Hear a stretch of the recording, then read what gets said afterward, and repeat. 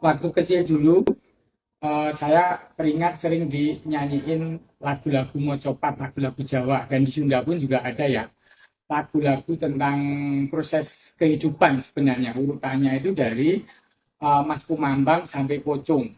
Itu sebenarnya menggambarkan kebijaksanaan kakek nenek kita, nenek moyang kita dulu yang menciptakan lagu-lagu tersebut.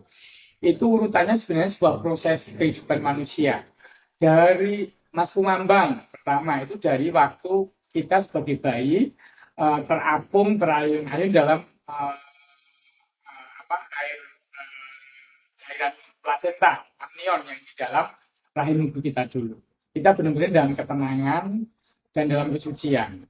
Kemudian ke lagu kedua itu mijil. Mijil itu artinya lahir ke dunia dalam kondisi masih lemah, butuh bimbingan oleh orang tua kita yang sangat menyayangi kita.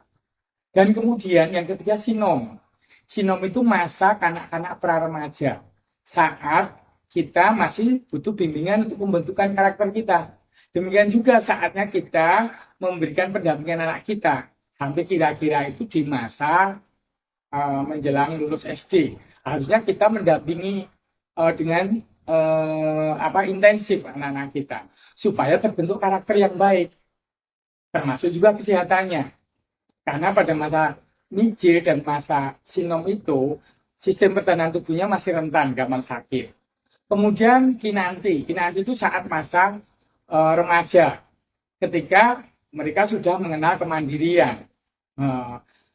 Beberapa ada yang menyekolahkan anaknya di asrama, ataupun juga mulai biarkan main lebih malam begitu. Pada saat itu memilih teman-teman sepermainan atau lingkungan yang baik itu penting. Kita tidak lagi mendampingi secara penuh, tetapi kita memberi arahan. Bisa jadi kita menegur, tapi kita tidak boleh terlalu ngikutin zaman kita dulu. Zaman sekarang udah berbeda. Kemudian yang keempat itu asmaradana. Asmaradana itu saat kita pada saat dulu jatuh cinta pada lawan jenis. Pada saat itu kita mungkin melupakan beberapa katanya cinta itu buta, tapi barulah kita sudah melewati hal tersebut. Ya, kemudian gambo itu menikah. Ya, dan setelah menikah, kemudian dandang gula itu memetik kesenangan hidup ya.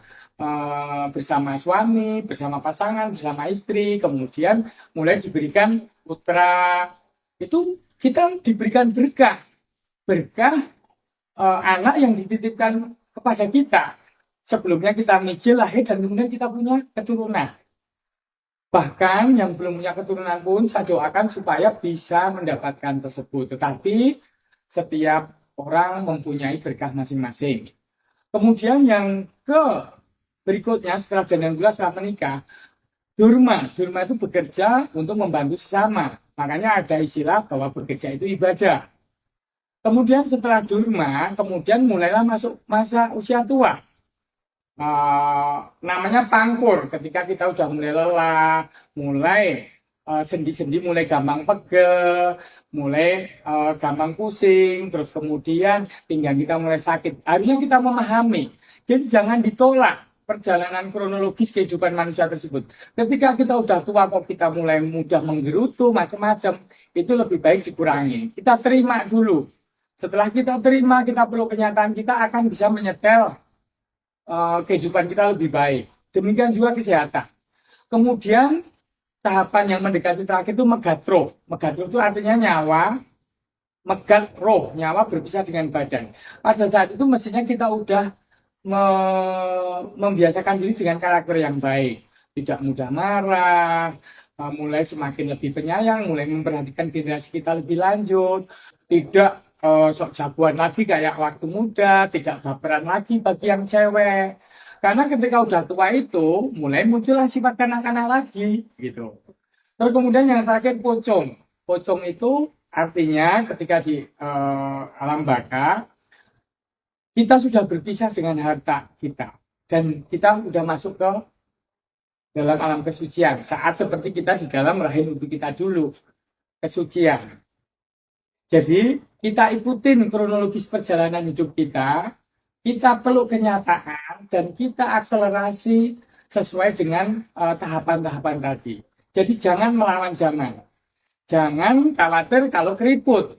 Ya, keriput itu bisa jadi tanda cantik dan bijaksana.